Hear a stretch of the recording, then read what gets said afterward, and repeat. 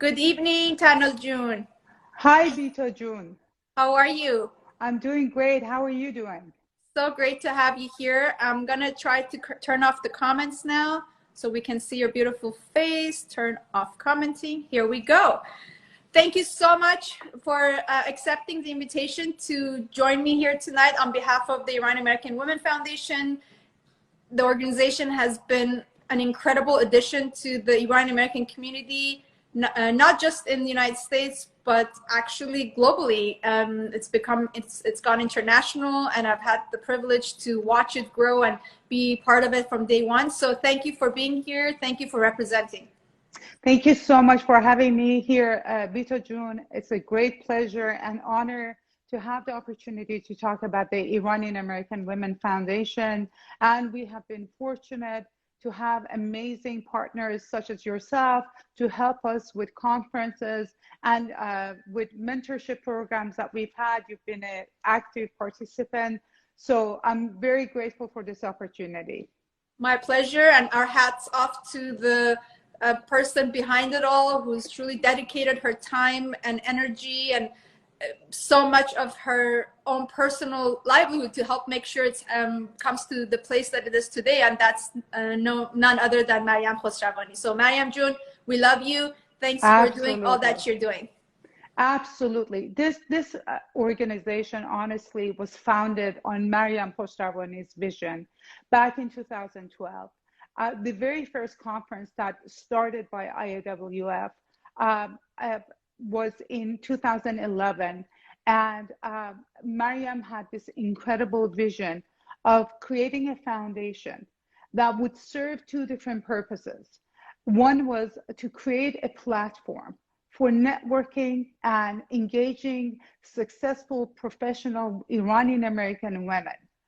But the second goal that she had was an incredible goal and with an eye and vision towards the future.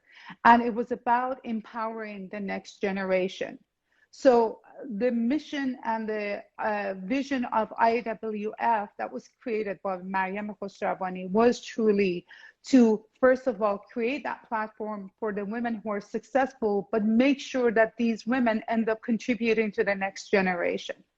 Very true. And we've watched, I mean, the database, the network of IAWF is so vast now. I encourage everybody to go to the website. You'll see so many incredible women and men who are supporting the organization, who are part of the organization, who have helped it to get to where it is today. And I'm representing the organization, wearing my IAWF scarf, and it's been really a fun ride. I mean, I've been a speaker, as you mentioned, at some of the conferences. I've had the privilege of being a mentor. Just a couple of weeks ago, I spoke to a young lady out of Florida who was applying for a marketing communications graduate program, and she wanted some tips for her interview. And it's so refreshing and so rewarding for you as an individual who's kind of been through those steps, as you know, and be able to give back and then be in touch with your mentees and watch them become successful and really reach their goals. So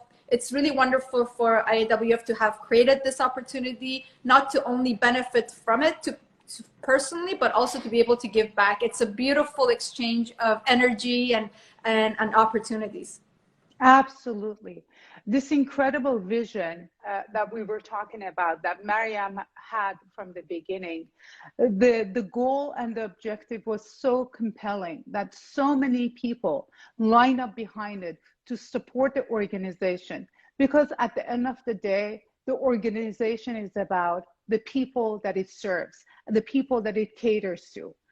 Through the different conferences, as you know, since 2011, IAWF has held about 19 conferences, some of them internationally, some of them domestically throughout different states. We've had attendance of over 10,000 attendees in these conferences over the years, which is just mind-boggling. We've had over 550 speakers at these conferences. We've had over 600 exhibitors attending these conferences. So when you think about the incredible and vast reach of the conferences that we've had, and the impact that it's had on the lives of the attendees and on the lives of other people. It's an incredible organization that I feel very, very honored, serving. So what is your role today, official title with the organization today? I have had the pleasure and honor of serving the board of directors as a seat on the board of directors, and I serve as the president of the board of directors currently. I work with some amazing ladies on the board of directors. We spend a lot of time really trying to perpetuate and advance the goals of the organization as a whole, and every day we look at how can we better serve the Iranian community, the Iranian American community. But nowadays, honestly, because of the reach of the organization, we are very much looking at extending and expanding beyond the boundaries and territories of the United States and making our reach to be much more global. Wonderful. And we have to also remember all the volunteers that have dedicated their time. And today, I believe, is International Volunteers Day. So absolutely, no nonprofit can ever survive and succeed and grow without the support of volunteers. We've also worked together during my tenure at Farhang Foundation. So we both know we have that history together. And now with IAWF, all the volunteers are the core and the reason why an organization can grow. So thank you to all the volunteers. IAWF has some incredible committed volunteers who are there all the time. We know some of them personally, some of them through the conferences, and they're always have a beautiful smile on. Everybody's there with excitement and passion and work hard. So we can't, forget them. So thank you all the volunteers who are supporting IAWF. And you yourself and the board of directors, everybody's a volunteer as well. And also giving and donating. Speaking of which, I see people donating on here. Thank you so much. Feel free to keep donating here. It's the year's end. Tax write-off is here. So feel free to take advantage of this opportunity to push a button and donate as much as you possibly can. So this is wonderful background, Tannaz June, but we're having this conversation, not only talk about all the accomplishments, but also I want to talk about the challenges that you guys have faced during COVID-19. How has the organization adapted itself during this period? What kind of programming, what kind of work have you accomplished during this time, given that you can't have the conferences in person? And what's happening? How did you guys deal with it?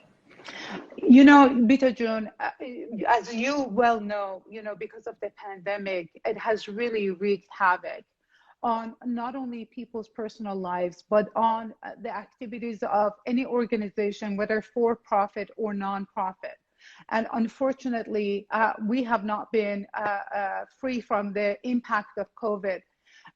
We actually, right before the pandemic started, we had a plan to hold our first ever conference in Sweden, Stockholm, actually in May of 2020. And unfortunately, because of the pandemic, we had to suspend our activities, and we're definitely hoping and looking forward to being able to resume that conference in Stockholm, Sweden. What we have done is we essentially tried to make all of our efforts and take them and make them virtual. Mm-hmm. So since the beginning of the pandemic, we have had 8 different conferences, virtual conferences that we've had. The very first one that actually we're super proud of is the conference that we held on April 27, 2020. And it was April 27, 2020 was a very, very significant day because it was the day that many different mayors and city officials in various cities recognized the day as the Day of the Iranian American Women. And that was a day to acknowledge and recognize the Iranian American women and their contribution to the communities. And so we started our first virtual event by holding a virtual panel on April 27. Mm-hmm. After that, we celebrated Mother's Day on May 10th. That was a beautiful program, such a lovely program. It was amazing. We were so fortunate. We had 20 different amazing artists joining us from all around the globe. And the program was so incredibly well received. It was broadcasted on Facebook and YouTube, and we ended up reaching over 17,000 viewers. Yes. So that was another amazing program that we had. IAWF always tries to keep up with the important topics of the day. So in June and July, we had two different conferences. One of them was in Farsi, and the other one was in English. And the objective of those conferences was to address racism in our community. As you recall, this is during the time that the Black Lives Matter movement became very active in the United States. And we had the pleasure of having Dr. Niaze Kasravi joining us, yes, to give us her input and her thoughts addressing the issues of racism, which is, again, another taboo in our community. A lot of people don't like to necessarily talk about it, but we need to address these issues. So we ended up having that really incredible panel, both in Farsi, one day in Farsi and one day in English, in June and July.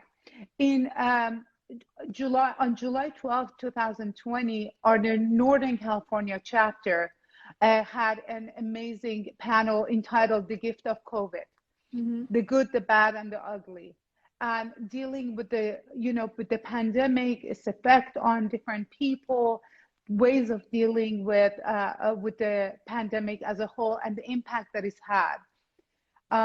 In August and September, actually, we had another really amazing signature program that we have, which is called Life Academy. Life Academy is a program that we offer to our mentors, to students and young professionals, and they have the opportunity to interact with amazing professionals in the fields that they want to pursue. The past few years, we had the pleasure of being able to do this program, Life Academy, in person. A few years ago, we had the program actually in Washington, D.C., and the program was offered to students and young professionals who were interested in pursuing government and working with government. So that was an incredible trip. Last year, we had an amazing program also for Silicon Valley for the students who were interested in technology. Unfortunately, this year we couldn't do it, in person. So we ended up having 3 different weekends, and we had some incredible ladies, such as Fatemeh Ziai, Anousheh Ansari, Roya Soleimani, and you yourself were wonderful in helping us and the young generation in experiencing what, essentially in tech world, how they can be part of enter the tech world. Yeah, absolutely. So that was another program that we held in September. Our Northern California chapter held another event, virtual event, that was called The Future of the Work is Here Now panel, which they talked about, the impact of artificial intelligence on different industries.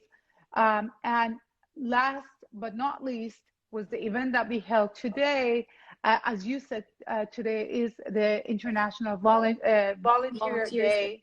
Yes. And so we had an event to celebrate and appreciate all the volunteers who have helped IAWF to pursue its goals. And as you correctly and so aptly mentioned, the volunteers that IAWF has, there are some amazing, dedicated people who follow the conferences from city to city. Yep. And today we had a day to celebrate their contribution to the foundation. So to say the least, COVID-19 hasn't stopped you guys from continuing and moving forward. And it's lovely to see that, how we can reinvent ourselves and our ways of doing things and not get stuck, and use this, consider the silver lining in every situation, and make sure that we turn it around and make something even more effective and more powerful. And I think as difficult as it might have been, but the use of technology has enabled us to reach even wider audiences that we may not have reached previously with the physical events that used to take place. So Hasana Bashid, everybody, for all the hard work that you've done. I encourage everybody, please, to visit the IAWF website. There are so many different programs you can support. There's so many different programs you can contribute to. You can be a donor to the organization. You can be part of the circle of 100 and 1000, and there's so many other ways you can be a part of it. You can volunteer. You don't have, even though we're not physically seeing each other for this short time frame that we're going through this pandemic, but I encourage everybody to truly, look up IAWF if they don't already know about it, or if you've, kind of thought they're not active. Trust me, they're very active, and there is no better time. Personally, I don't think there's no better time than the now to really because we're home more, we're not really as active as we were previously. We're just doing our work at home. This is the time, I think, to plan the next phase of our lives, like our career, our personal life, to really kind of regroup and set our priorities straight and visit those things that we always wanted to do on our bucket list, but we didn't get to do, but we can now plan them. Don't you think? Absolutely. I think, honestly, because of the pandemic, because of the mental stress that it has created for so many different people, it is ever so more important for us to be connected. And because, unfortunately, we can't be next to each other, we can't hug each other, we can't kiss each other, but we all need that human interaction. And by having and holding these virtual events, we're able to connect, talk about the impacts of, the pandemic. What can we do to all help each other? Yes. And how can we use this opportunity, for growth? You talked about donations. One of the amazing programs that we have is the mentorship program that we have. The mentorship program, as you have been involved in, and you've seen firsthand the impact that you can create in the lives of the young adults, is one of the signature programs of IAWF. And one of the pillars of our mentorship program is providing scholarship, because we not only line up mentees, who are looking for a mentor in the same field. We not only do that, some of these mentees actually have come from Iran or other places. They are in dire financial needs, and IAWF has been able, over the course of the past 5 years, IAWF has donated more than $100,000 in scholarships. Beautiful. So, and we rely on the donations of the community and the members and everybody else for these scholarships, so we can help the next generation. You also did a very special fundraiser for a woman who was battered and had a domestic violence situation, or actually no, it was unfortunate Sexual situation, assault. and within like 2 days, the GoFundMe campaign, the reception from the community to support has been astonishing. So I want to give thanks to everybody who pushes that button to donate, because that's how easy it is right now these days to contribute to causes that we love and find that are effective for the community. So please continue doing so. Continue supporting the likes of IAWF. Thank you so much, Tannaz June, for taking time on a Saturday night to join me here to talk about this wonderful organization that has a very special place for me personally in my heart. And I know the entire community appreciates you guys as well. My pleasure, Bita June. Thank you so much for having me and giving me this time to talk about the organization. Thank you for always being a huge support for the organization. We greatly appreciate it. I hope to see everybody soon with a big hug, and absolutely. Hopefully that day will come sooner than we might think. Thanks again so much. Have a great night. Thank you. Thanks everybody for tuning in. Have a good Saturday night. Thank you, Bita June. Bye, Aziza.